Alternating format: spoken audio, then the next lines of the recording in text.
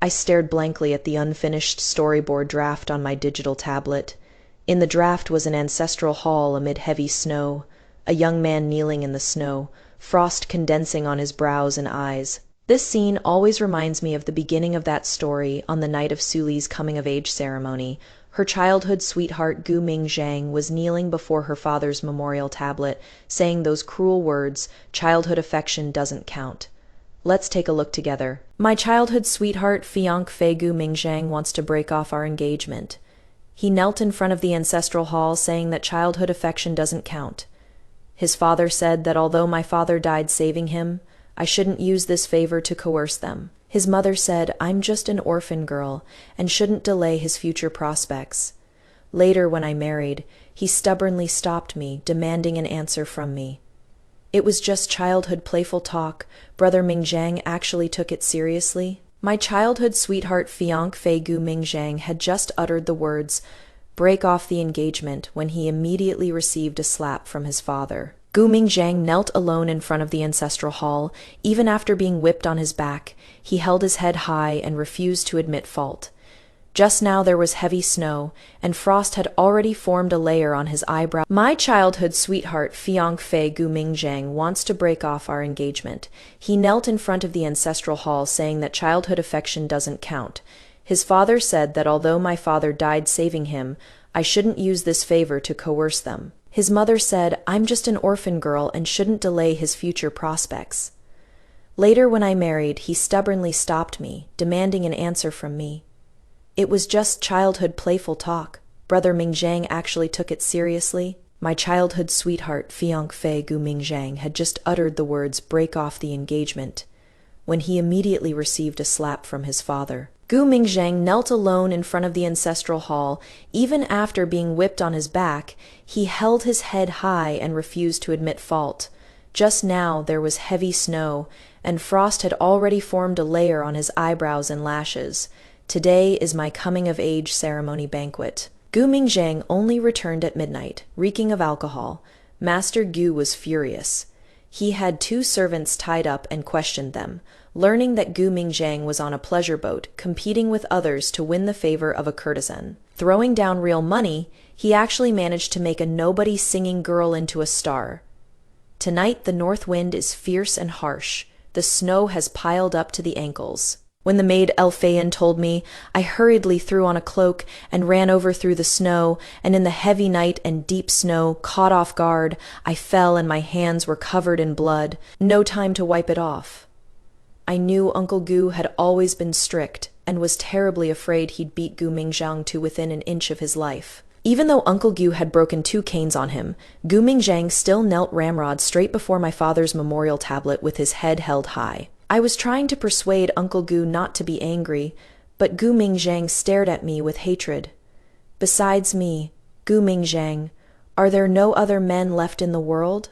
Can you stop shamelessly clinging to me? Hearing Gu Mingzhang say such things to me for the first time, I was stunned. When I rushed over and fell just now, I didn't feel the pain, but now I felt the wound on my hand hurt to the bone. Seeing my face turn pale, Gu Mingzhang seemed somewhat regretful, but he bit his lower lip and turned his head away, refusing to look at me. You beast! Just as Uncle Gu raised the cane high in his hand again, suddenly Aunt Gu's voice came from behind. I'm the one who has been indulging Mingzhang. If you want to beat someone, you might as well beat me too. Uncle Gu froze. You only know that Mingzhang has been fooling around, but do you know who he is been fooling around with? Aunt Gu said coldly. Li Yan. Li Yan. Is it Li Yan, the imperial consort's younger sister? At the mention of this name, Gu Mingzhang's spirits lifted, meeting my eyes, then quickly restraining himself again. Uncle Gu hesitated for a moment. We can't just let him mess around like this. How can he face Lier this way? Aunt Gu held my hand, her face full of affection. What do you mean face or not face? We haven't mistreated her these 4 years. We've done right by her father.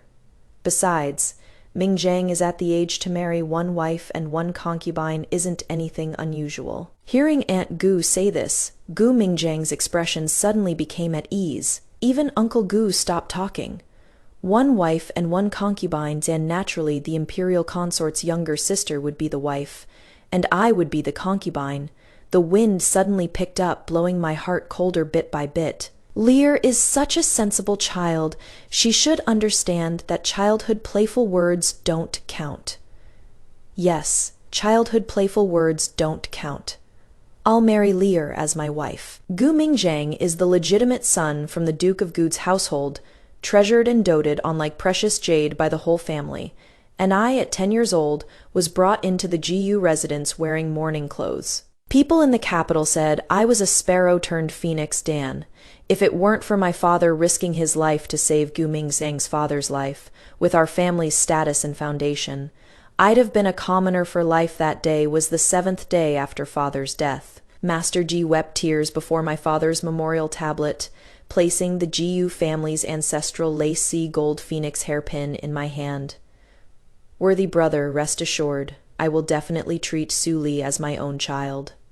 Gu Mingzhang is 3 years older than me. Counting these 4 years, Gu Mingzhang and I can be considered childhood sweethearts who grew up together. Although when I was 10 he made me fall into the fish pond and left me with a coughing and wheezing condition, at 12 he gambled in cockfights and lost my mother's keepsake golden osmanthus tassel hairpin to others. At 13 he took me to the Enfeiwa goddess temple fair and lost me. No matter how hard I cried, as long as Gu Mingzhang gave me a chestnut candy or a preserved plum, he could always coax me. Gu Mingzhang thought I was easy to coax, but didn't know I truly liked him. I've liked him since the year he turned 13. 13-year-old Gu Mingzhang shielded me behind him. That day we went to steal fruit from the orchard of the wine shop on East Street, got caught red-handed, and the wine shop's manager came dragging us both to demand an explanation. Dad, I was wrong. I won't dare do it again. Uncle Jiu was naturally angry, and Gu Mingzhang's butt got a beating. But Aunt Giyu didn't think it was a big deal, just teased me. If Lear keeps fooling around with Mingzhang, be careful you won't be able to marry in the future. Then I'll marry Lear as my wife. Gu Mingzhang said this while protecting me. Uncle Gu was actually amused to anger, but the kneeling punishment still couldn't be avoided. After they all left, Gu Mingzhang quietly scooted next to me, secretly slipped me a small green plum, and winked at me. Here, they don't know. I hid one more. That small plum wasn't ripe yet, hidden in his sleeve, warmed up a bit from being kept there. I suddenly thought of what he just said, and my face instantly became burning hot. But Gu Mingzhang leaned close, so close I could see the fine fuzz on his face glowing with light. Eat it quickly, don't you like plums the most? Seeing me silent, Gu Mingzhang asked incessantly again, What is wrong? Are you worried I got beaten? It is fine, my dad hadn't eaten, so it didn't hurt at all. With a red face under his gaze, I took a bite, and only then did he relax, smiling at me. Isn't it delicious? Not delicious. I still remember the taste of that green plum to this day. It was the most sour and astringent fruit I've ever eaten. One bite made it numb from the tip of my tongue to my heart. Delicious. Hearing me say this, Gu Mingzhang smiled, but this smile pulled at the wound on his buttocks, making him grimace in pain. That is good. I'll dare to do it again next time. The day after Gu Mingzhang got beaten, Li Yan came to visit. I vaguely guessed the reason for the matter between him and Li Yan half a year ago. Aunt Gu said she got a good painting and called Gu Mingzhang and me to look at it. It was a painting of a banquet of beauties where the noble ladies were either chatting and laughing or looking down in contemplation. When he saw a young girl sitting by the river fishing, he pointed at her and clapped his hands in delight. I knew she was a girl. It was Li Yan, the sister of the most favored imperial consort. When it came to her, even the most patient teachers at the Imperial Academy would shake their heads, saying she was utterly unruly. I don't know when they got to know each other. I tried to probe and ask Gu Mingzhang, but he impatiently waved his hand. You wouldn't understand even if I told you. On the day of my coming-of-age ceremony, he was at the gambling house across from the flower pavilion with Li Yan, who was dressed as a man opening bets. The two competed to sponsor 2 newly debuted performers, throwing down real gold and silver, just to see who could make their pick the top courtesan of Qinhuai Street. Thinking back now, they probably knew each other half a year ago. Madame Gu really liked Li Yan, holding her hand and chatting warmly for quite a while, the two as close as mother and daughter. Madame Gu said she was originally also a daughter of a military family, like Li Yan disliking constraints, most detesting those rigid and dull young ladies from noble families. And now seeing her felt like seeing her younger self. Li Yan wore a red dress, like a vivid flame. Seeing Madame Gu attach such importance to this, everyone in the Gu household, even the servant women who did the shopping, had more to gossip about, saying their young master got beaten, and the imperial consort's sister felt so bad for him that she came to visit in person. When I went to deliver medicine, I happened to see Li Yan sitting by Gu Mingzhang's bedside, chiding him for a good while, blaming him for missing today's appointment, and asking if he accepted that she won, probably having never seen her in women's clothing. Gu Mingzhang stared blankly for quite a while. It wasn't until I came in that he snapped out of it. Li Yan saw him spacing out, turned around following his gaze, saw the medicine in my hand, and said with a smile, "You're Su Li Gu Mingzhang, sister?" Younger sister. I was stunned. Gu Mingzhang's expression was somewhat uncomfortable, but Li Yan didn't notice the awkwardness and continued to look at me carefully. Suddenly she clapped her hands and laughed. "I thought you looked familiar. You actually resemble that peony girl that Mingzhang has been supporting." The peony girl he has been supporting, a courtesan from the flower house. I uncomfortably gripped the medicine bottle in my hand. The medicine inside was brewed by me, and knowing that Gu Mingzhang couldn't stand bitterness, I watched the fire all night and boiled it with honey into pills. Looking at the pile of medicine on the table, stacked like a small mountain, there was no room for mine. "Elder sister, put yours here." Li Yan casually put the various packages she brought on the ground and took the medicine bottle from my hand. She smiled at me generously, showing 2 small dimples, and pulled me to sit down together. "I've heard Mingzhang mention you, saying, 'You're 2 months older than me and came from the south. No wonder you're so gentle and refined.' Now that I've met you, I realize you're truly like a girl made of snow water." "Did you prepare this medicine yourself?" Mingzhang told me your family originally ran a medical clinic. Her hand was warm, and the smile on her face was much brighter than winter sunlight. Her red sleeves covering my moon-white garment, like a gorgeous rose blooming on snow, such vivid red. The snow color naturally just serves as a backdrop. No wonder Gu Mingzhang would rather take a beating than break off the engagement. Li Yan was chattering away when Baozhu, the maid by Aunt Gu's side, came to relay a message asking Miss Li Yan to come over. Before leaving, she glanced at Gu Mingzhang again. "You've been hiding such a wonderful elder sister at home and didn't bring her for me to see. You stingy guy." Li Yan pulled me to the doorway and quietly took off a pair of pearl earrings and placed them in my hand. "Elder sister, I liked you so much the moment I saw you. We must keep in touch from now on." That pair of pearls had excellent color and luster. I'd never seen Aunt Gu have pearls of such fine quality, yet she just casually took them off and gave them to me. It was sleeting outside. She lifted the curtain and went out with an umbrella, urging me to go back quickly. Worried I'd catch the cold from the sleet. I stood outside the curtain watching her. She seemed to sense my gaze and turned back to smile at me. Gu Mingzhang felt guilty and wouldn't look at me. I took out the filigree phoenix hairpin for the engagement from my sleeve and handed it to Gu Mingzhang. "I'm giving it back to you." The filigree phoenix hairpin had been warmed in my sleeve. Under the snowlight, its 13 tail feathers gleamed brilliantly, as if about to spread its wings and fly. Gu Mingzhang stared at me blankly, actually not daring to reach out and take it. I placed the phoenix hairpin in front of him, and only then did Gu Mingzhang notice the blood marks on my hand, subconsciously asking, "Did you fall yesterday? Does it hurt?" The next moment he realized he was talking too much, hurriedly stopped, and turned his head away to avoid looking at me. "Aunt likes Miss Li Yan very much. I know." "You like Miss Li Yan very much. I can also tell. But since it has been said that we are siblings, from now on I'll call you elder brother." Hearing me say this, Gu Mingzhang suddenly became anxious. He struggled to get up and grab my sleeve. "It is not that I don't like you. Besides, my mother said she can let you be." "Be what?" "Be a concubine. I suddenly felt it was somewhat laughable.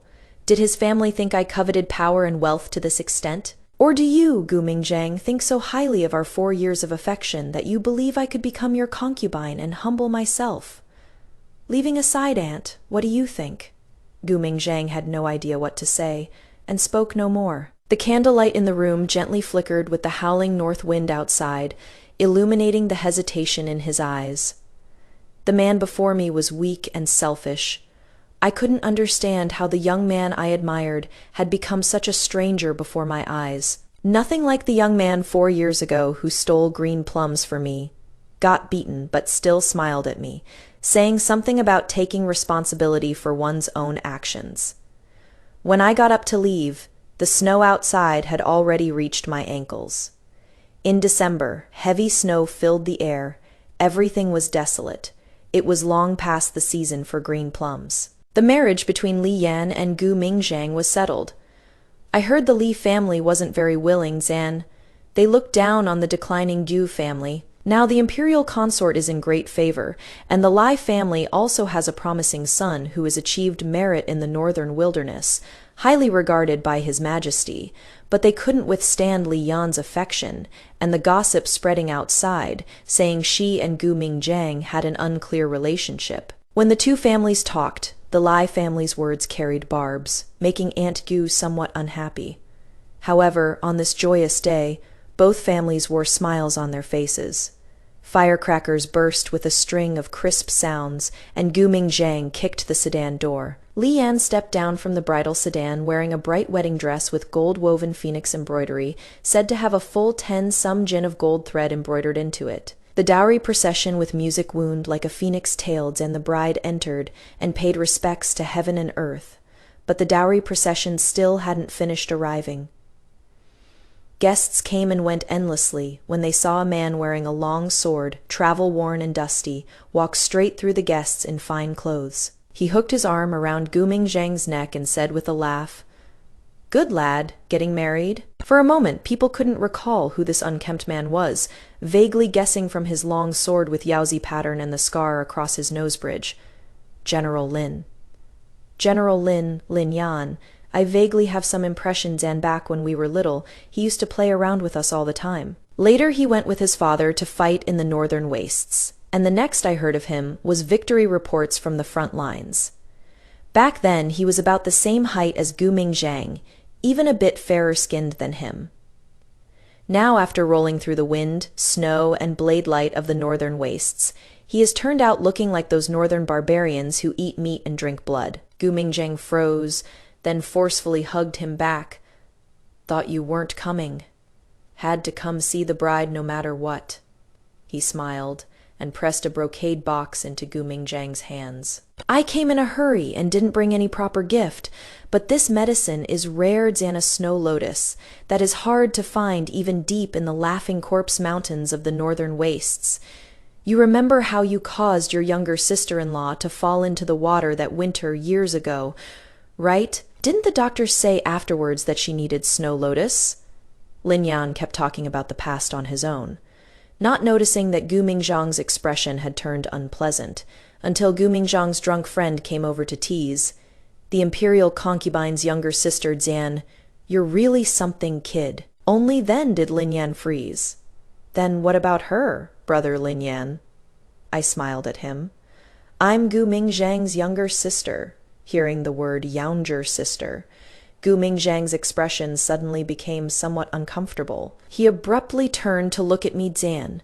I don't know if it was my imagination, but his expression suddenly became very awkward. As if remembering something, he snatched the brocade box from Gu Mingzhang's hands and handed it to Lelfeian, "For your young miss." Only then did I see his appearance clearly, tall in stature, with starry eyes and brows.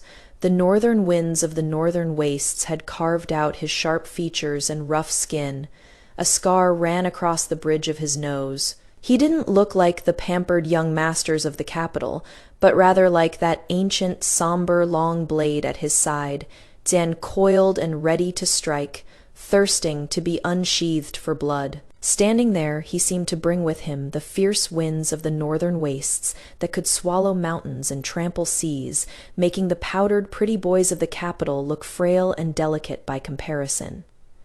They weren't even as sturdy as that long blade at his waist. Luyan tremblingly took the box, looking quite frightened.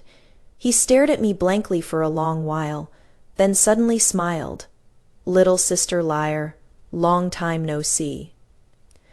I didn't expect to have another chance to see Lin Yan compared to Gu Mingzhang. He was more like a steady older brother. Perhaps because his family had fallen on hard times, his temperament was more mature than those young masters soaked in honey jars. When Gu Mingzhang caused me to fall into the water, it was he who jumped into the ice-covered winter pond to save me. When Gu Mingzhang gambled away my hairpin, it was he who pawned his beloved treasured blade to redeem it. And even when his father thought he'd learn to gamble and visit prostitutes and beat him severely, he never revealed it was to redeem my hairpin. Once, Aunt Gu joked that he treated me too well, asking if it would be good to give Suli to him as a wife. He said no. "Brother Lin Yan, it has been a while." Perhaps feeling the atmosphere wasn't good, Gu Mingzhang interrupted us, saying he had finally returned and must be properly entertained, insisting on keeping him for 3 to 5 days no matter what.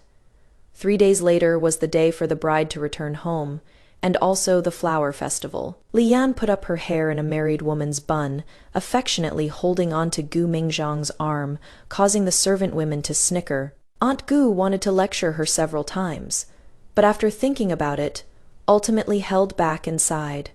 Li, is the one who knows proper etiquette. Li Yan seemed to have heard, but still pretended not to. Heard from the servants that these past few days for the morning tea ceremony, Gu Mingzhang got up late, and Li Yan was also late because of him. Aunt Gu had already been complaining, but since the two were newlyweds, she held back and didn't mention it. Li Yan returned home during the day, and in the evening there was the flower festival gathering. The sisters who had previously married surrounded Li Yan, laughing and making merry, so lively, fragrant wind from silk sashes, lanterns, and decorations hung everywhere. The third princess's painted boat was moored at the shore, using the flower festival to select a husband for her daughter Princess Kea, who had come of age. All the notable young masters from noble families in the capital came. So Lin Yan came too. He smiled at me from afar. Besides pitch-pot and guessing games, there was one thing different from previous years.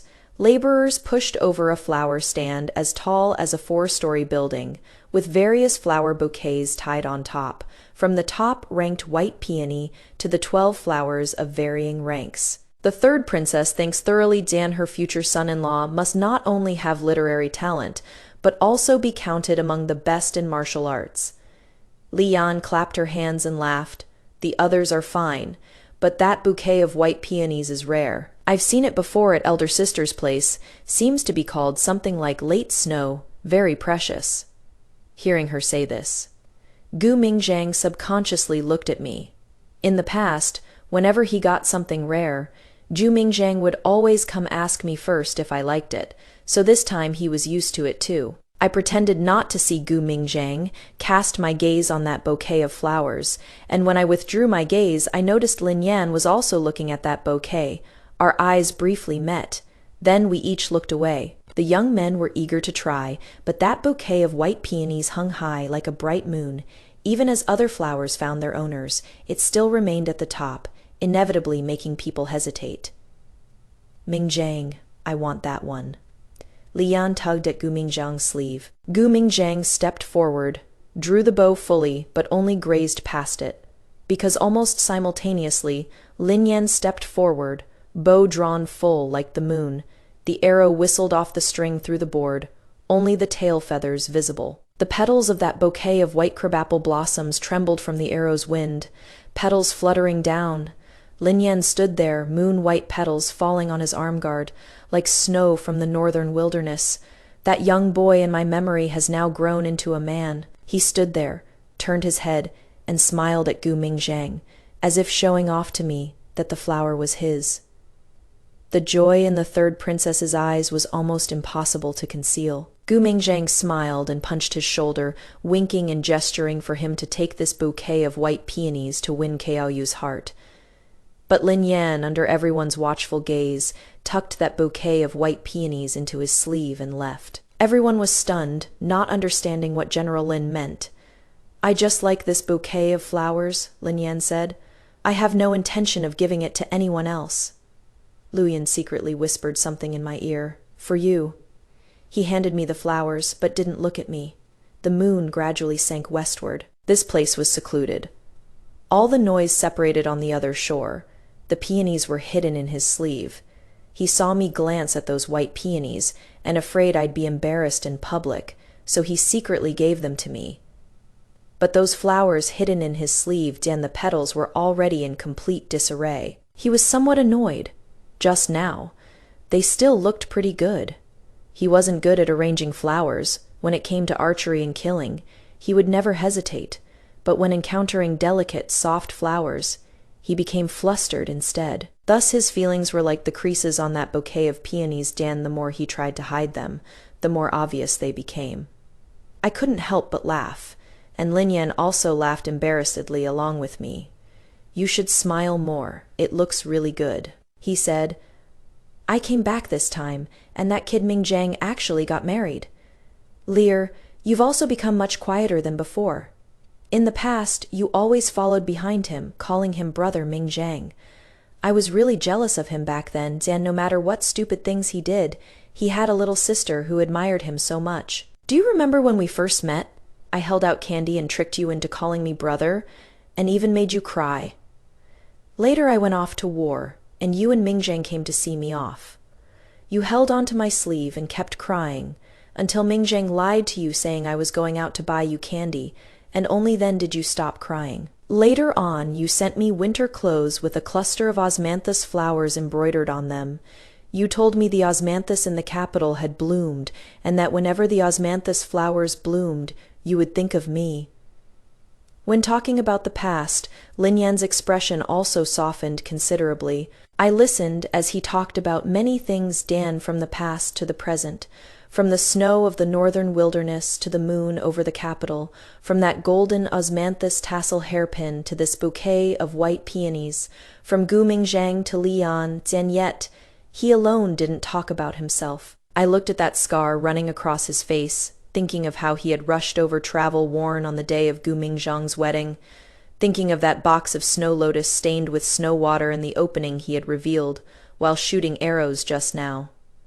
I softly interrupted him. "Lin Yan, do you want to marry me?" The moonlight was like water, illuminating his utterly astonished face.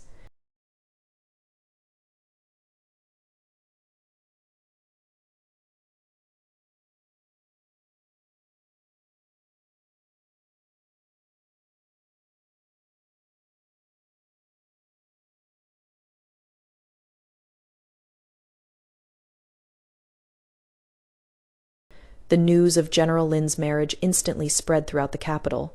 Which family's daughter is he marrying? Will our third princess be happy about it?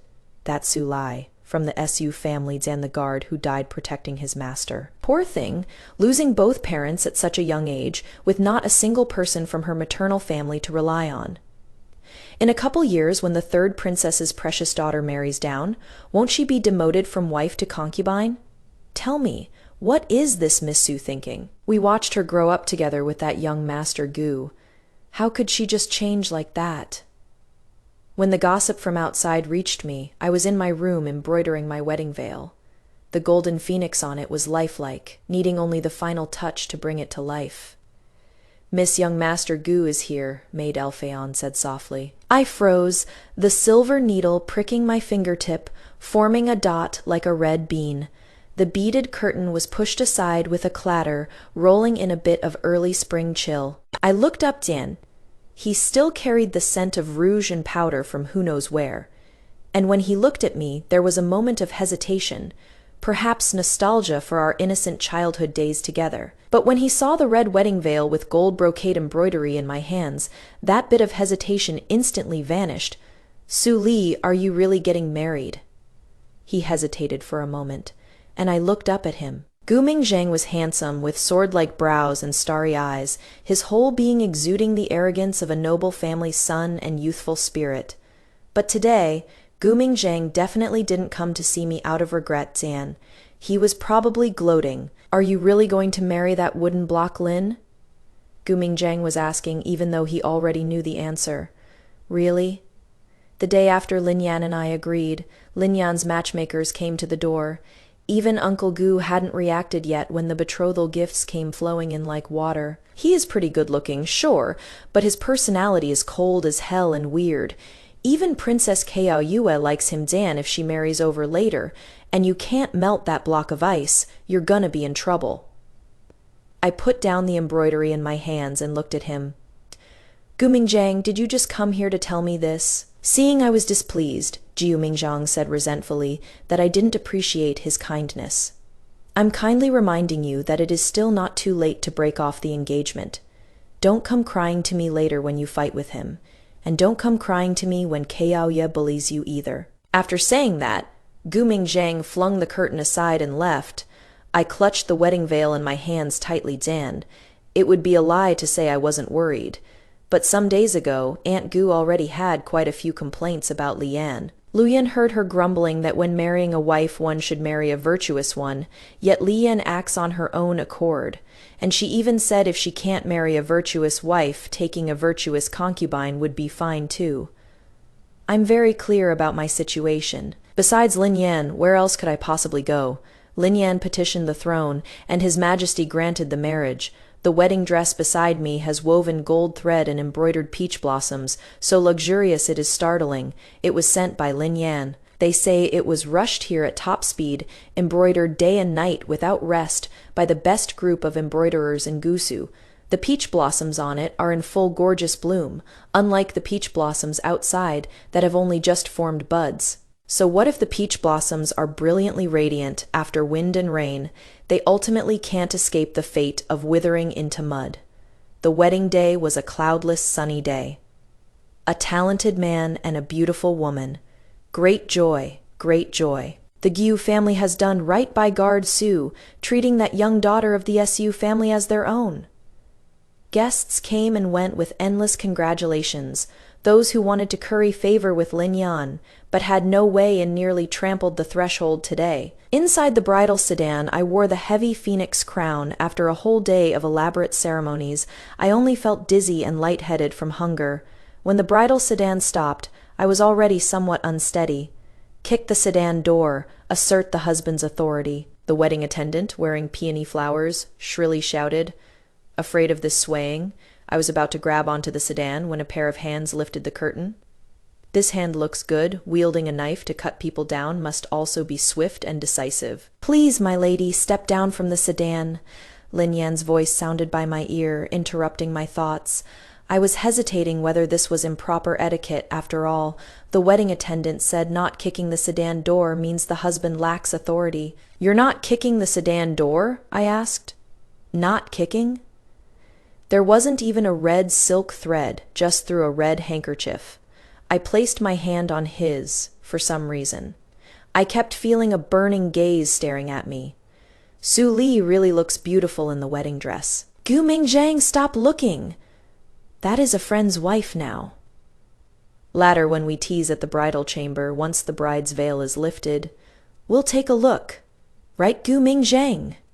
It was Gu Mingzhang and his group of dandy brothers joking around. I don't know if it was my imagination, but upon hearing this, Lin Yan's hand tensed up slightly. After all the ceremonies were completed, I felt so hungry I was dizzy and seeing stars. Even my hands were trembling. "Are you afraid of me?" Lin Yan lifted my veil. "Or can't you let him go?" Silver candles burned high, the flickering candle light illuminating his sharp face. Who knew he looked at me as if I had wronged him? "I'd rather you be afraid of me." Compared to me not being able to let go of Gu Mingzhang, he'd rather I be afraid of him. I suspected I heard wrong, but before I could think it through, the people outside clamoring to tease the bridal chamber had already erupted into chaos. Lin Yan got up and opened the door, and those young men who were making fun at the doorway tumbled into a heap. I saw Gu Mingzhang standing in the courtyard behind them. The moonlight in the courtyard was just right, bright frost covering the ground.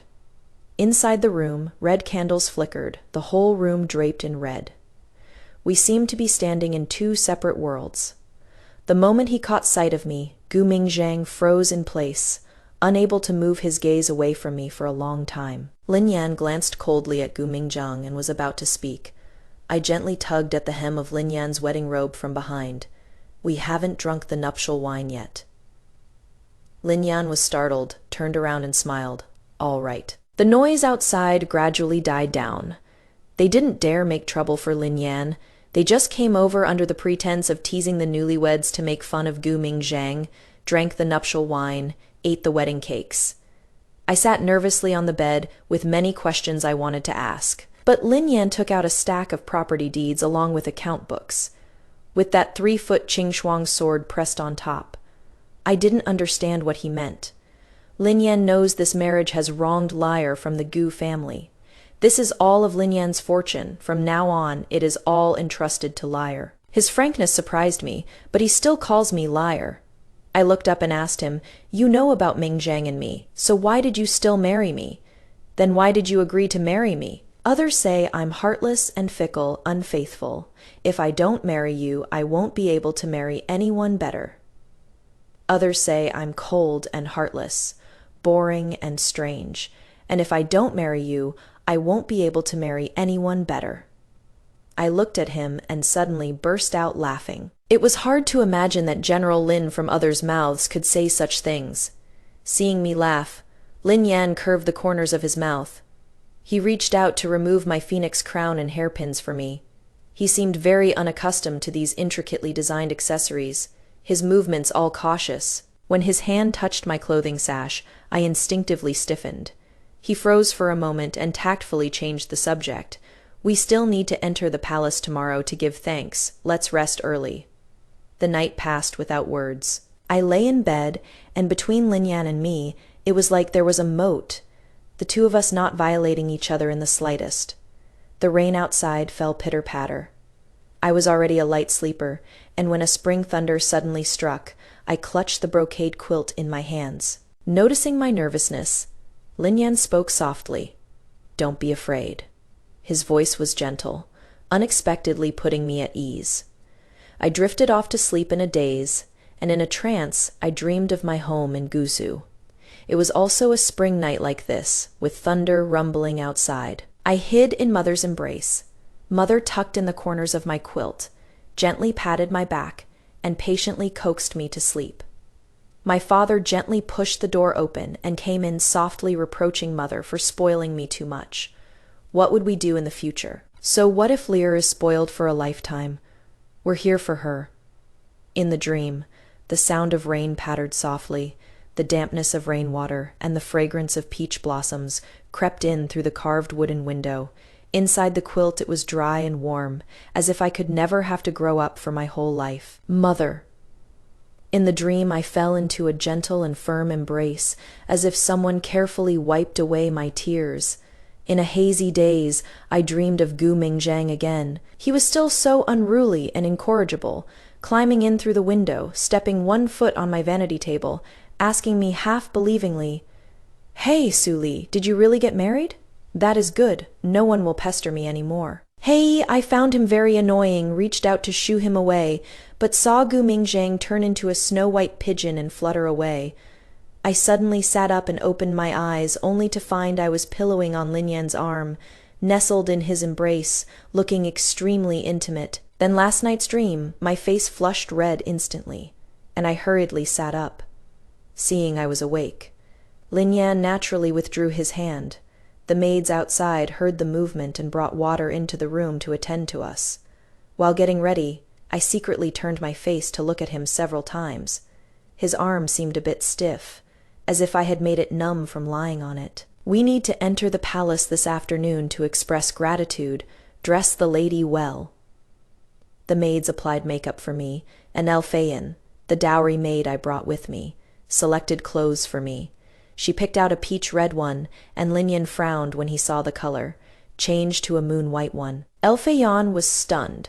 followed his words and changed to a moon-white silk skirt, and smiled, saying, "How does young master know our young lady looks good in moon-white?" Yes, how did he know I still have a moon-white skirt? I looked at Lin Yan, but he turned his head away. I don't know if I saw wrong, but there seemed to be a suspicious redness on his face. The sky was overcast today. Lin Yan and I entered the palace to kowtow and thank the emperor for his grace. Lin Yan and I were just about to go back when we heard a clear and beautiful voice. I turned back and saw a bright and beautiful young girl hurrying over. Behind her followed a group of palace maids and eunuchs who couldn't catch up with her and were panting, and also a reluctant Gu Mingzhang, Princess Zhao Yue. So it was Princess Zhao Yue, the emperor's most beloved. I performed a courtesy, but she completely ignored me, went forward, wanting to hold Lin Yan's hand, but was dodged by Lin Yan. Lin Yan instinctively protected me behind him. Gu Mingzhang saw that I had my hair up, styled in a married woman's bun, and was stunned for a moment. "Lin Yan, what do you mean? Would this princess eat her or something?" Zhou Yu widened her almond eyes like a little cat baring its fangs and claws. She looked me up and down, then pinched Gu Mingzhang. "This is your childhood sweetheart, nothing special." The princess speaks so rudely, she must have finished all the copying lines that Grand Tutor Zhou assigned as punishment. Lin Yan sneered. You.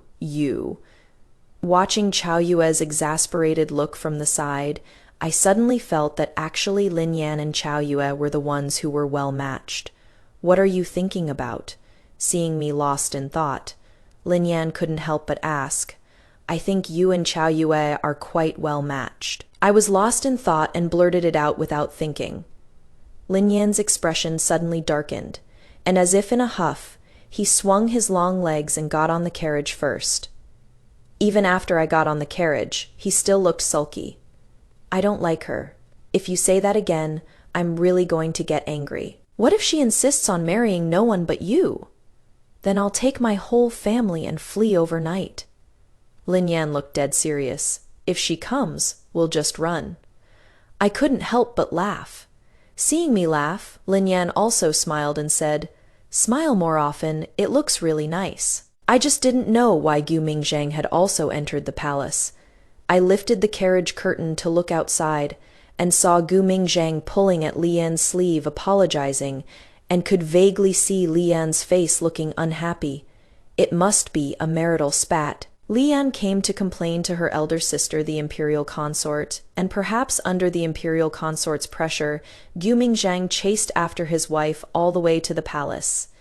That is when I learned that Li Yan and Gu Mingzhang had quarreled, because Aunt Gu had long been dissatisfied with Li Yan, feeling that after marriage she didn't encourage Gu Mingzhang to study for the imperial examinations, but instead went with him to pleasure boats and flower houses. She wasn't a good wife, and Gu Mingzhang couldn't stop his mother, nor could he persuade Li Yan. If Aunt Gu said a few more words, Li Yan would sneer coldly, saying she never suffered such grievances when she was a maiden, and would bring out her dowry to argue, saying she hadn't eaten a single grain of rice from the Gu family. The reasoning was sound, but when the hat of filial piety came pressing down, Li Yan was no match for Aunt Gu.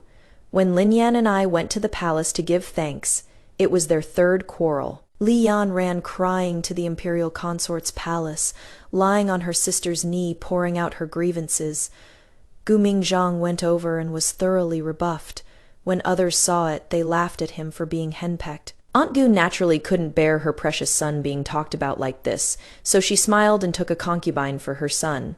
It was Miss Peony, the top courtesan from the pleasure boat that Li Yan had once promoted. Having shed her lowly status to become a proper concubine, Miss Peony spent her efforts winning over Gu Mingzhang and Aunt Gu. In this inner household, either the east wind suppresses the west wind or the west wind suppresses the east wind. Gu Mingzhang, caught in the middle, being blown by the draft, naturally felt miserable. This matter had nothing to do with me, yet I heard rumors spreading that Gu Mingzhang got drunk and poured his heart out to his fair weather friends, saying that Miss Muden resembled me somewhat, and that he only married Li Yan in the first place because he couldn't go against his mother's wishes. Fine rain drizzled from the eaves. I was embroidering knee pads for Lin Yan when a visitor came. It was Lian. She put away her umbrella. She had become much thinner than before, and quieter too. That red outfit instead seemed to overshadow her spirit. Lin Yan knew she had much to say, so he found an excuse to go out. The room was filled with the fragrance of tea. Though she had come to visit, she only lowered her head and stared blankly at the teacup in her hands. For a moment, I didn't know what to say. Yesterday Mingzhang and I had a fight. After a long while, Lian spoke, but laughed herself. Said I was trying to force his mother to death, said I wasn't virtuous and gentle. I couldn't respond to this, so I could only remain silent. That aside, less than half a year after I married into the family, his mother took a concubine for him, saying it was to help him spread his branches and leaves.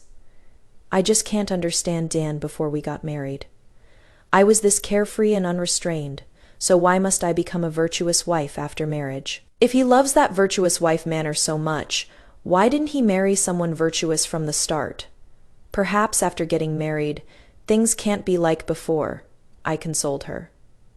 Then why do these rules only bind me alone?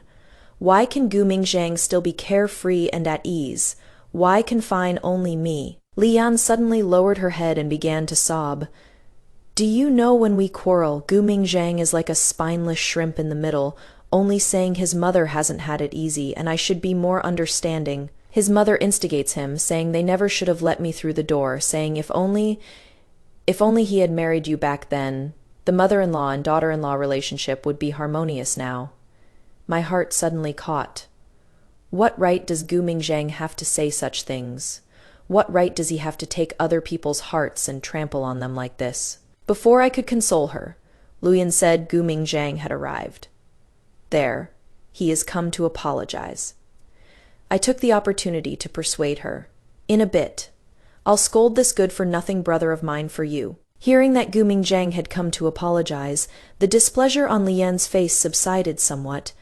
A trace of girlish shyness appeared on her face, and she must still have some marital affection. She said coquettishly that she'd hide behind the screen and come out later to embarrass him. Mindful of propriety, I had Luyan call for Lin Yan. Gu Mingzhang hurried through the door, but Luyan whispered, "The young master says he'll wait outside this garden. Madam trusts him, and he trusts Madam." A trace of warmth suddenly rose in my heart. Gu Mingzhang rushed over, exhaustion filling his eyes, yet his first words were, "Lear, if I had married you back then, would things be different? Brother Mingzhang, have you lost your mind?"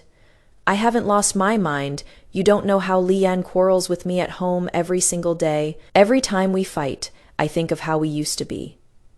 He talked about the past, how in the past, when he caused me to fall in the water, lost me and my hairpin, I would cover for him. Although I'd occasionally get beaten, back then life was carefree, without so many troubles. He stepped forward. "Liar, I know marrying Lin Yan was just an expedient measure for you. You have me in your heart." After hearing him out, I only found it laughable. "Gu Mingzhang, have you ever done a single thing that made me respect you?" Gu Mingzhang was at a loss for words, stammering, "But Lian, she is changed. How vibrant and radiant she was when she first married you. Now, you want to clip her wings and make her a caged bird, yet you blame her for changing. Who is the one who really changed?" Gu Mingzhang froze. He looked at me in disbelief. "Don't tell me you've fallen for Lin Yan in just these few days, and now you're pushing me away? He is still so childish and selfish, only concerned with venting his own emotions. Every single sentence puts me on the knife's edge and in the fire's tongue. Gu Mingzhang, let me spell it out for you. I don't like you back then. Choosing you was only because I had no other option. I had no home, nowhere to go. I hate that I could only trade marriage for a way out. I hate that I had to offer myself shamelessly and ask Lin Yan if he would marry me to save me from my desperate situation, so I wouldn't have to be your concubine. I'd rather my father hadn't saved your father. I'd rather he'd been a deserter without all that loyalty and filial piety than leave me alone dependent on others, living my days in constant fear." He stared at me blankly, as if he couldn't believe I had completely overturned our childhood friendship. Lear, don't you care at all about our childhood friendship? I sighed. Gu Mingzhang, don't make people look down on you. I didn't know whether to call Li Yan out, but behind that flower and bird screen, I saw Li Yan biting her lower lip, holding back tears as she shook her head at me. She heard everything, heard her husband whom she once adored with all her heart belittle her to worthlessness. If it were according to her former temperament, she would definitely have come out from behind the screen and confronted Gu Mingzhang to his face, but she bit her lower lip, pinched her arm hard, forcing herself not to shed a single tear. I gave Luyan a look, and Luyan cleared away the teacups, signaling it was time to see the guest out. Gu Mingzhang left in a daze. Li Yan came out from behind the screen numbly. She stood at the doorway, and though the spring wind was still cold and sharp at this moment, she seemed oblivious. I brought her a cloak to put on. After a while, she grabbed my hand and burst out crying with a wail. Liar, what am I going to do? My eyes stung, but I couldn't say any words of comfort. I didn't know how difficult her life was at the Gu family, making all her bright feathers dim. How is it that once a girl marries, she can't even control her own life anymore? I could only choke up while holding her hand. Yanner, little sister, take care of your body. Your body is the most important thing. If you have any hardships, just send your maids over, say the word, and I'll come help you resolve them. Her eyes held tears, unwilling to let go of my hand. Strangely enough, I don't know why men often say women must fight each other to the death, but seeing her like this, I only felt heartache and sadness. As if she were another me who married into the Gu household, struggling in the torrent of fate. Her carriage rumbled toward the alley entrance. The lantern seen from afar became ethereal in the mist. My tears were about to fall when Lin Yan embraced me from behind. He said nothing, only draped a cloak over me, his rough hands gently holding mine. Seeing me listless and unhappy for several days, Luyan couldn't help but console me. Miss, don't feel indignant on her behalf anymore. I heard from the doctor that Miss Li Yan is with child. A mother gains status through her son. Her days won't be too difficult. Hearing Luyan say this, I felt somewhat comforted. I've heard people say before that if there is a child, husband and wife will understand each other's difficulties. Even the mother-in-law's expression will be better. Li Yan also told me that Gu Mingzhang has settled down and no longer goes out to fool around, quite willing to sit in the study and work hard. The smile on her face gradually returned, and when the summer heat came, she invited me to drink sour plum juice. In the scorching summer heat, she sat inside the house, with the curtain drawn down, casting a cool shadow in the room. She held a jade bone fan, slowly fanning herself. I sat beside her making tiger head shoes and a tiger head hat for her child. The tiger head hat was adorable, and Li Yan was so delighted that she said whether the child was a boy or girl, she wanted them to recognize me as their godmother. The maids who brought in the honeydew melon smiled, and said that from afar, seeing the two ladies sitting by the Shangfei curtain, one in red and one in white, they looked like a red and white rose in bloom. Li Yan smiled with pursed lips, holding my hand, and said, When we first met, I had petty thoughts and secretly jabbed at you, sister. She held my hand. Now I know that you truly care for me, sister. I'm hoping you'll also have a child, and in the future it would be best if they married each other. I smiled bashfully. Lin Yan will probably have to go to war soon, and once he leaves, who knows when we'll see each other again. How come you've been married so long and still call your husband by his name, sister? Li Yan laughed and taught me. A while back when I was at odds with that peony girl, I learned a principle Zan women should overcome hardness with softness. If you sweetly call him husband, there is nothing he won't agree to. But I see that General Lin Yan is really tall and imposing. Even I feel intimidated standing next to him. Li Yan smiled mischievously and poked me. I don't know how you can handle it, sister. My face instantly flushed hot. What nonsense are you talking? That day when I came to you to pour out my grievances, I saw him standing outside the garden, yet he didn't suspect anything between you and Mingzhang at all. Li Yan said with emotion, He is a good man, sister. If you don't hold on to him tightly, you'll regret it in the future. I just feel that he doesn't really like me that much, always so indifferent. This marriage was also something I begged him for. He only agreed out of consideration for our childhood bond and couldn't refuse. I then told Li Yan about how years ago Aunt Gu jokingly said she'd marry me to Lin Yan, but he flatly refused. But Li Yan said I was wrong. Back then, you and Mingzhang were so close, if Lin Yan was an honorable gentleman, he couldn't very well express his feelings. Moreover, that day, when you and Mingzhang were arguing, I heard one sentence very clearly. I hate that I can only exchange marriage for a way out. I hate that I offered myself to his bed, shamelessly asking Lin Yan if he would marry me, save me from my dire situation, so I wouldn't have to become your concubine. By saying such things, you were in the wrong. Even if he had feelings of affection for you, he couldn't approach you anymore. Go back and think carefully about what I said. Think about those things you made for him, whether he cherishes them all. If you still don't believe it, test him with some jealousy, bring up the matter of taking concubines. If he gets anxious, that is 70% proof. When it comes to Lin Yan and me, Li Yan spoke with great confidence. What about you, younger sister? Aren't you planning for yourself? If there is no love, you can't scheme for it. Her hand paused. She smiled with relief. Let nature take its course. When I returned, the moon was already up in the branches. Lin Yan hadn't gone to sleep yet. The study's light was still on. I heard the border is unstable. The emperor's health is not very good. The foreign tribes of the northern wastes are stirring restlessly. The lamplight flickered, illuminating his sharp features, and what kind of danger did he experience to get that scar across his nose bridge, Jan? I've never asked. I watched for quite a while before Lin Yan noticed my presence. He put down the military book and smiled. What is wrong, Lear? I heard from Li Yan the world isn't very peaceful right now. It will get better. Both fell silent. Your injury, how did you get it? I wanted to reach out and touch his scar, but he instinctively dodged. It happened a long time ago. It is nothing serious. Silence again. A few days ago, I was thinking of taking a concubine for you. I don't want one. He looked at me seriously. Li, or just say what you want to say directly. No need to hide it. I just wanted to ask, are there any clothes that need mending? Without waiting for him to refuse, I hurriedly picked up his clothes hanging on the rack.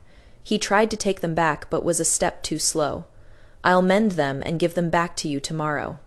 These clothes are perfectly fine. Why mend them? I unfolded them to show him. The stitches on these clothes are all loose.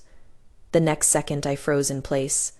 A small cluster of osmanthus was hidden in the ochre-colored lining, like feelings that couldn't be spoken aloud. I recognized this osmanthus Jan. It was from the winter clothes I'd sewn to thank him for helping me redeem Mother's hairpin. Worried it would be hard to identify when sent over, I'd specifically sewn a cluster of osmanthus inside. He hurriedly explained, It is a patch cut from that winter coat that got damaged. Just happened that this garment had this one spot damaged. Liar, the edges of this garment were clearly cut neatly, Zand. It didn't look damaged at all. Since it is damaged, let me cut this piece off and replace it with the same colored lining. It'll look better, too. No, he spoke too quickly. When he looked up and met my gaze, his face suddenly flushed red. I'm used to seeing it. I lowered my head and smiled. Seeing my expression, he breathed a sigh of relief and smiled too. Then I'll sew clothes for you and you tell me how you got this scar. The lampwick crackled. He said it was from back when the enemy army seized a secret report and he'd chased after them, fell into an ambush, and was attacked.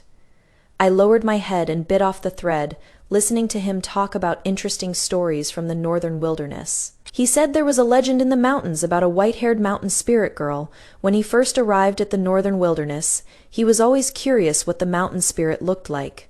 Later he discovered it was actually a scrawny white-furred baboon, half the height of a person. Visibility was already poor in the snowy terrain, and as people spread the rumor by word of mouth, it became a beautiful and enchanting mountain spirit. He said the wolves in the mountains are all half-human spirits, Dan. They learn to stand and walk like people. Sometimes when you're out on night patrol, someone will put their hand on your back. If you turn around, that standing wolf will bite right into your neck, killing you in one move. So during night patrols, they always call out names. If someone doesn't respond, they might get hit with an over-the-shoulder throw. I thought life in the northern wilderness was all about living on the edge, fighting every day, but Lin Yan said it is not always like that. There is less actual fighting, more deterrence and friction. After all, fighting is for negotiating Dan. When negotiation is possible, neither side wants to go to war. Is the northern wilderness really that interesting? He smiled and shook his head. Snow fills the sky. It is as desolate as a white desert. It is not always full of interesting stories like this. If it is so boring, how do you guys pass the time? He suddenly fell silent, then coughed lightly. That is classified information. Bah, I don't care to know anyway. After the clothes were mended, Lin Yan said, "The date to return to the northern wilderness has been set, Dan. It is on the 10th of August. He can't even stay for the Mid-Autumn Festival." I was suddenly at a loss for words, not knowing how to respond. And these past few days Lin Yan has been acting very strange, Dan either sleeping in the study or running to the GU residence all day. I noticed he has been avoiding me these days. Even his personal attendants would cough lightly when they saw me bringing food. I'd hear the sound of hurried tidying up in the study, and then when I pushed the door open, he'd even be holding his book upside down. I know he is probably hiding some secret from me, but I don't want to expose him. After all, we haven't become intimate enough to reach that point yet. But this afternoon, I saw him seal a letter and hand it to the attendant at the door, and I caught a glimpse of the address on it. Dengshi Street, Sioux Residence. It is my home. When my mother passed away from illness and my father sacrificed himself, I was still young. The Gu family came late, and that residence, along with countless family assets, were all swallowed up by relatives. The Sioux residence probably doesn't bear the SU surname anymore. Can you let me see it? The attendant just smiled. These letters were meant for Madam in the first place, but the general instructed that they should be delivered to Zhangyan after he goes on the expedition. These only then did the attendant realize he had let something slip, and hurriedly covered it up. These are all the general's instructions. You'll see them in a while, madam. If you secretly let me in, I won't tell him. He left letters for me. Thick ones, filling up an entire camphor wood chest. He must have calculated that one letter at a time would be enough for me to read slowly at night. When he talked with me at night, he always said there was no danger in the northern wilderness. But in the letters, he was willing to tell some truth, saying this journey was perilous, saying the emperor's health wasn't very good, and now there might be upheaval, with court factional struggles affecting the front lines. I know Lin Yan's temperament, Dan, meticulous and thoughtful.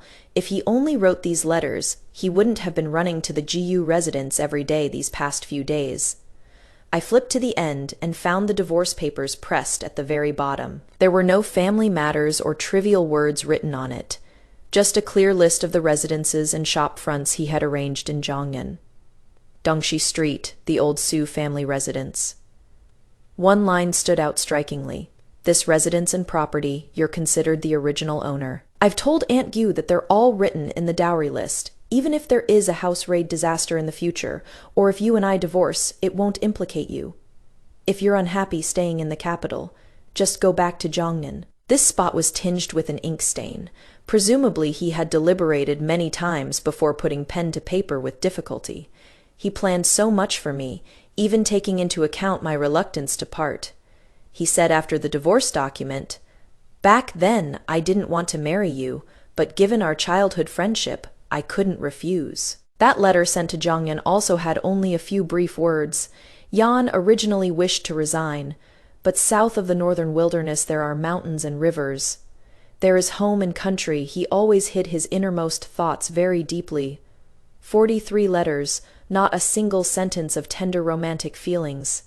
Every word and phrase trying to keep me out of it. He only talked about the snow of the northern wilderness to the moon over the capital, from the cluster of osmanthus embroidered on the lapel, to that bouquet of white crabapple at the lantern festival, and told me not to joke about Qiao Yu and him anymore, that he actually cared a lot. I thought of many things from the past, and Gu Mingzhang caused me to fall into the water, and it was he who jumped into the frozen pond in the dead of winter to save me.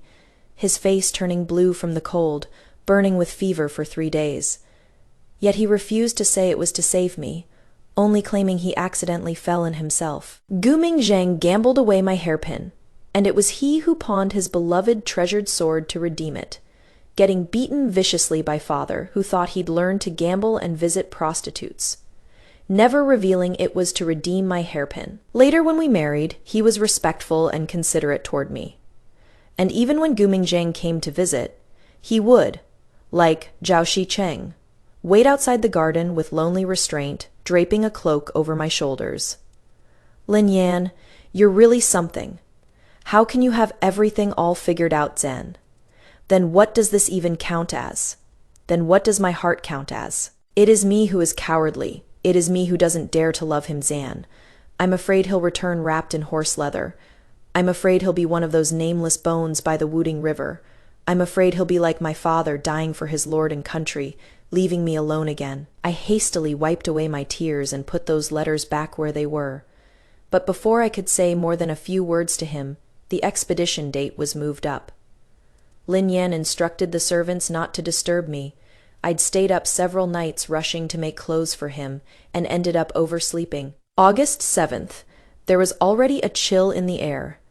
I changed into that moon-white outfit he liked, hastily did my makeup, and rushed to the city gate to see him off. The long marching troops stretched far, and from a distance I saw Lin Yan in full military attire, with a 3-chi Qingxuang sword at his waist. Drizzling rain, willows like smoke. I lifted the veil to call his name. Lin Yan. That person reined in his horse and turned back, and only then did I realize how reluctant I was to part with him. I hurriedly ran over. He leaned down from his horse and firmly wrapped his arm around my waist. His burning breath rushed toward me, filling my entire heart. The corners of my eyes suddenly got wet with rain, spreading out completely. "Be careful." I leaned on his shoulder and said softly, "I'll wait for you to return, husband." "What did you say?" Lin Yan's arm suddenly tightened. He held my waist tightly. Coaxing. "Say it again." I said, "Be careful." I smiled and pushed him. "The rest of that sentence, I'll say when you return." He wouldn't let me down from the horse, but time waits for no one. In that moment, he must have thought of many things, perhaps feeling that words couldn't express it all. So he brought up the conversation from that time under the lamplight when I mended his clothes. "When I'm not fighting, when I'm idle, I'll think of you. I'll wait for you to return." I shouted at his retreating figure, "I won't go back to Zhongyan." His retreating figure paused, but I'm sure he smiled. "Lin Yan, I'll wait for you to return." "Lin Yan, you must return." However, everything was as he said in his lettered Zan maneuvering within the court. The heir apparent not yet established, the harem colluding with the previous dynasty, the court treacherous, like a pack of wolves circling. The weather turned cold. Days were not peaceful. Even Lin Yan's letters rarely arrived. First, Li Yan's imperial consort sister was deposed without reason while attending to illness. Then Uncle Gu suddenly fell seriously ill, and Gu Mingzhang inherited the title. The Gu family frequently had troubles. Li Yan's delivery date was gradually approaching. Family matters were all hidden from her, only reporting good news and not bad. Along with the news that the previous dynasty accused Lin Yan of holding military power for personal gain with treasonous intentions, came the news of Li Yan's delivery. "Madam, go take a look. The old madam says, it is very dangerous." When I hurried over, the child had already been born, a boy who loved to cry and fuss. Aunt Gu and Gu Mingzhang held the child and played with him, leaving Li Yan all alone in the delivery room. The delivery room was full of the smell of blood. Li Yan lay on the bed. She was terribly thin. The hand extending from under the bedding was too delicate, making me afraid to hold it. Seeing me arrive, a trace of hope flashed in Li Yan's eyes. She grabbed my hand and asked, "Su Li, you've never lied to people. Tell me about my sister. What happened to my sister?" I didn't dare look at her. "What is important for you now is to recover your health. Don't think about other things." The light in her eyes dimmed bit by bit, as if confirming some suspicion. She smiled bitterly and said, "You all hid it from me, thinking you were doing it for my own good?" Su Li, after I gave birth to him, the maid by her side came to tell me that my sister had an accident. She was referring to Aunt Gu I knew. She felt that my natal family like this was dragging down the Gu family's future, and couldn't wait for me to die from postpartum blood rushing to the heart. Back then, I didn't care about marrying above my station, sent in dowry like the ocean. Whatever losses the Gu family had, I covered them all. What my self-perceived virtue brought me is them kicking me while I'm down now. She lay there, tears dripping down on their own. I thought things would be fine once I had a child, but after the child was born, they wouldn't even let me see him once.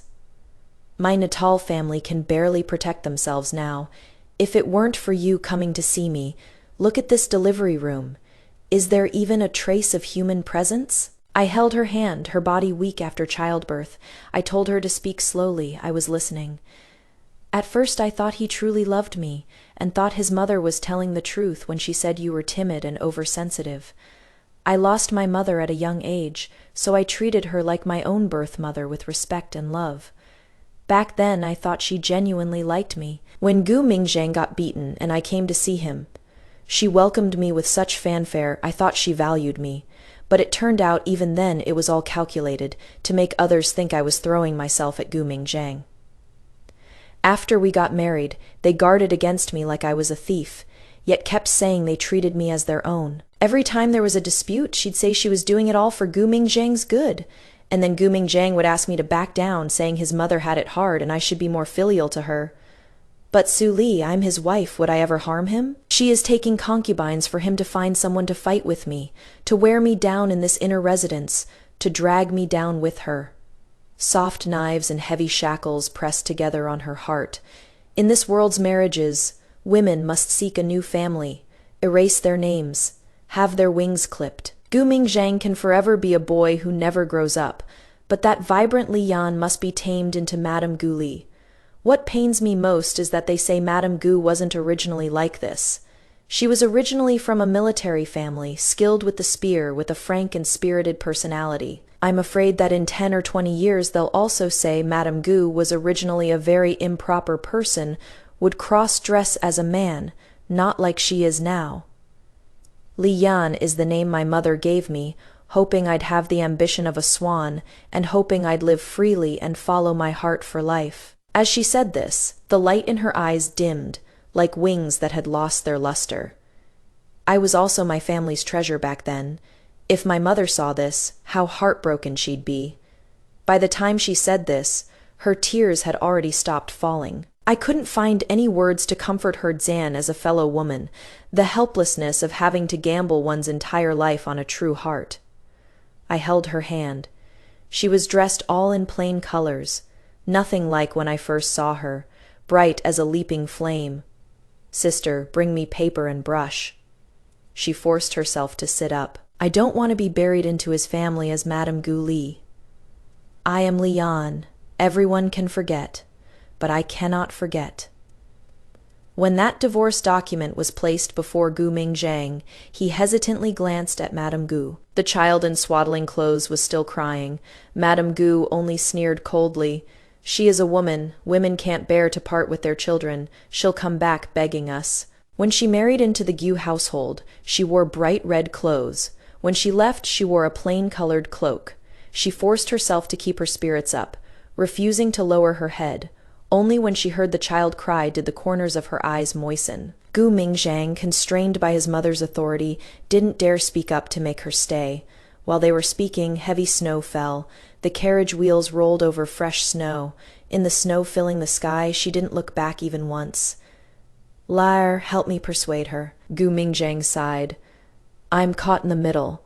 On one side is my mother. On the other is my wife. It is very difficult for me, too. You're not in a difficult position. You're enjoying the benefits from both sides. I no longer wanted to waste words with him. They both love you, but you've always been a selfish child. Before I could get on the carriage back to the residence, someone dressed as a guard hurried over and whispered, General Lin sent someone to say that Madam should set off for Jiangyan now. Don't return to the residence. Why, I'm afraid someone in the palace wants to capture you as a hostage? The coachman seemed to sense something, hesitating not to call the horses, and exchanged a glance with Luyan to cover for me, saying, "Madam, Miss Elphaean was still saying she wanted to go to the newly opened tea-house for some tea, and today it is snowing again. Return to the manor. Madam, if those ahead are rebel private soldiers, wouldn't you be walking into a trap by going? Return to the manor." I straightened my clothes. The palace has city walls. Outside the palace there is Qingqi. If he considers me compromised by rebels, then he doesn't deserve to be my husband, and if I flee to save my life, I don't deserve to be his wife. I said I would wait for him. I cannot break my word. Whether it is parting in life or separation by death, I'm not afraid the general's manor kept candles burning through the night when the rooster crowed and the sky turned white. A eunuch from the palace came hurriedly and delivered a sealed secret letter. The content of the secret letter wasn't important. What was important was a small seal. Elphaean cried and wanted to pack things and leave with me. I handed her the land and property deeds of the Sioux residence. When I first came to the Gu family, no one treated me as a proper mistress.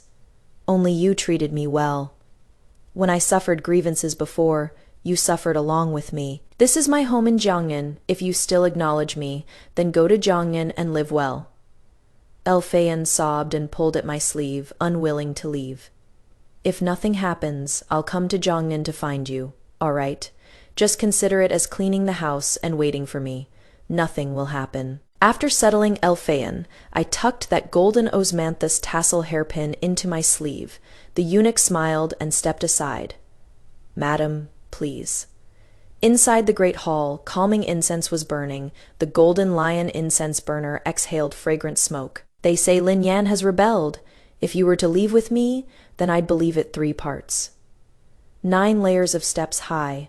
That aged voice threw layers upon layers of bright yellow gauze curtains. Back then, I had quite a headache, not knowing what reward to give him. He asked me for an imperial decree to grant a marriage, and also wanted me to trouble the Jiangning Textile Bureau to rush making wedding clothes for you. Back then I thought it was which family's daughter, and wondered why Chao Yue didn't have such fortune. Saying something about walls in the palace. Clear ponds outside the palace. He laughed. Such a strong-willed character indeed. That child has good taste. The eunuch leaned close to whisper, but heard him laugh coldly. These fine imperial uncles-in-law, fine uncles and nephews, when I witnessed these dirty tactics back then, they were all still suckling. The sky was overcast that day. Even the snow refused to fall. The clouds like a giant beast crouching at the horizon, brewing a catastrophe. The eunuch was an old man who had seen many storms. He only smiled and said, "Tonight, I'm afraid we won't sleep peacefully." I sat upright in the side hall, tightly gripping under my sleeve the golden osmanthus tassel hairpin that mother left me and Lin Yan redeemed for me. A winter thunder suddenly arose, the forbidden palace like an awakened beast for a moment. Outside the sounds of killing shook the sky. I heard crying, wailing, the entire forbidden palace floating and sinking in the waves of power. "Father, Mother, your spirits in heaven, please be sure to protect him and bring him back safely." The long corridor suddenly fell into an ominous silence. The door was violently pushed open. Cold wind poured in, blowing up the 7 layers of gauze curtains that fluttered like a sea of clouds. It was snowing, but the signal arrow promised for victory had yet to be fired. The sky was dark and gloomy. Only wails echoed in the firelight and snow. I turned around sharply and saw the person who barged in wearing a sword covered in blood. I lowered my head, taking advantage of his unpreparedness, swung my hairpin against his waist. But in terms of strength, I was no match for him. He easily grabbed my wrist. He leaned close to my ear and said teasingly, "Does Lyre want to murder her own husband?" I froze, then raised my eyes to see him. That signal arrow, like fireworks, instantly lit up the entire snowy night. The person before me had eyes like stars. The northern wind of the wasteland had carved out his sharp features and rough skin. A scar ran across his nose bridge. Stubble unkempt, eyes red as blood. Who knows how many battles he fought, and how many days and nights without rest before rushing to me. As he stood there, Longing came like the fierce wind of the northern wasteland, swallowing mountains and treading seas, crashing into me head-on with full force. He came back. He really came back safely. So it turns out that extreme joy makes you unable to smile. My eyes stung. Tears couldn't stop. I desperately wiped my tears, afraid of blurring his figure. "You came back?" "Yes." He held me tightly, as if afraid I was also an illusion he couldn't grasp, his voice hoarse. "You didn't break your promise, and neither did I. The rebellion has been quelled. Everything awaits purging." Sister Lian's dethronement was just a play, to lure out the treasonous consort Shu. Her sister's temperament is like a hot oil pan. Hearing that the Gu family actually treated her precious younger sister this way, she plotted a scheme, stealing the child out the day after the full moon banquet. The child was in your Gu family. Your Gu family couldn't watch over the child yourselves yet. You come to my Li residence to demand the person? Gu Mingzhang wanted to go apologize, but was stopped by Madame Gu.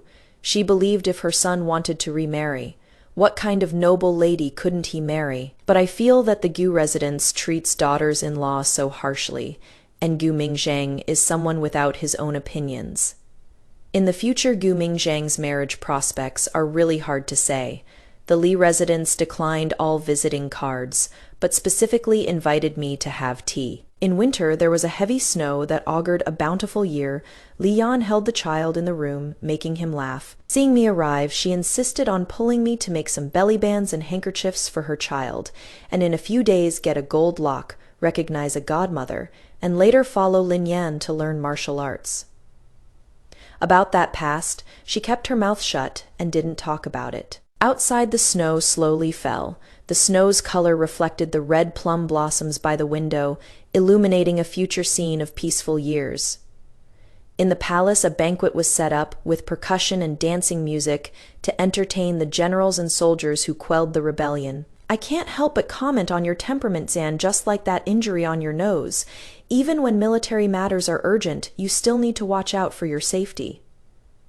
I blamed Lin Yan for not knowing how to take care of himself. "Military matters?" The vice-general punched his shoulder. "Showing off to your wife, are you?" Ignoring Lin Yan's frantic attempts to cover his mouth, the vice-general mercilessly exposed everything. A mother wolf took the clothes he was drying to make a nest. He went to the wolf den to get his clothes back, clutching a litter of unweaned wolf pups in his arms. And how could the mother wolf not hurt him? The vice-general just laughed and punched him. He was holding the wolf cubs and couldn't dodge. Took a swipe from the mother wolf for nothing, but at least didn't hurt the cubs in his arms, and got the clothes back too. "I know that piece of clothing. Our general treasures it so much. He even keeps it by his pillow when he sleeps." I looked at Lin Yan, but he turned his head away from me while drinking. However, he couldn't hide what was on his mind at all, and he accidentally choked on a mouthful of strong liquor and coughed desperately. What military secrets? What ambush or assassination? It was nothing more than for that cluster of osmanthus flowers she embroidered. Now the whole family was reunited, the lamplight warm and welcoming. "It is getting late, husband. You should rest early." I smiled as I tidied up the bed. I sleep outside. It is windy outside. Then I sleep on the floor." "The floor is cold." He seemed to think of something and suddenly started stuttering. I sleep here." "Then where else did you think you'd sleep?" The lamplight flickered. The moon-white garment slipped down. I looked at him. He sat upright and proper, yet didn't dare look at me. If not for the blush spreading to his ear tips, his Adam's apple trembling slightly, I would have thought he was truly composed. Looking at the man before me, I suddenly felt a bit mischievous. When we first met, he coaxed me with candy, wanting me to call him Brother Lin Yan, but I always refused. I hooked my arms around his neck, leaned close to his ear, and said softly, "Brother Lin Yan, Lear has grown up." This sentence was like cold water into hot oil. He finally couldn't hold back and pulled me tightly into his embrace. This night seemed to have spring winds blowing freely through, gentle as a pool of spring water rippling open, rose-colored mountains blooming with flowers overnight. Fingers intertwined, 2 hearts together. I heard him say he loved me over and over. He gently wiped away the tears from the corners of my eyes, his movements careful and cautious, as if I would shatter with the slightest force. Lin Yan usually dressed tightly, covering everything below his neck strictly. Only when he removed his clothes did I see his strong body covered with crisscrossing scars, new and old indistinguishable. I lay on top of him, gently touching the scars, looked up at him. Does it still hurt? It hurt before, but it doesn't hurt anymore. He suddenly asked me very seriously, does it still hurt? My face turned red all at once, and I spat at him. Suddenly, I thought of something important. Then when you wrote those heartless letters, weren't you really afraid I'd leave? Afraid. Lin Yan buried his head in my neck, said aggrievedly. I already thought it through. If I came back and couldn't see you, I'd just assume you didn't want me anymore. And then I'd charge all the way to Jiangnan. Would you dare? Why wouldn't I dare? He tightened his arms around my waist threateningly. When the time comes, you'll what? Would he really bring his band of brothers and charge to Jiangnan? File a complaint at the yamen accusing you of abandoning your husband, saying you're a Chen Shimei? Bah, he wouldn't dare. He'd only dare to suffer in silence alone, wouldn't say a word more. In that letter you also refused to tell me the truth, saying something about south of the northern wastes. There are mountains and rivers, there is home and country. You wouldn't mention me even once. You are home, as long as you're here, Lin Yan has a home. I thought of how his mother died young, and later his father died in battle at the northern wastes. My heart ached painfully. I don't want to always go to war either, but I think, you're behind me, I'm protecting you. I interrupted him, but I regret it. I don't want to wait for you anymore. Lin Yan looked at me in shock. I saw a trace of hesitation flash in his eyes. Then should we divorce? No, wait. You're already my legitimate wife. I won't let you go. Lin Yan suddenly hugged me tight, and before I could wonder how he suddenly became so assertive, he said in a muffled voice, Don't leave me. You're such a blockhead. I mean going to the northern wilderness together with you. I want to be with you, together forever. I don't want to be behind you. I want to be by your side. I don't want to just hear you talk about it. I want to go see it together with you. To see the mountain spirit girl you spoke of, to accompany you through each long, snowy night, whether it is ordinary osmanthus or rare white begonias, the snow of the northern wilderness or the moon over the capital. We'll see them all together. Lin Yan's love has never been sweet words from his mouth, but hidden in his silent protection. He saved Su Li from danger, redeemed her hairpin for her, prepared a way out. True love has always been about actions. Whether it is Su Li breaking free from the Gu family's constraints, or Li Yan ultimately choosing to divorce, both are telling us that women need not be confined to the small space of the inner chambers. Relationships built on dependence are ultimately fragile.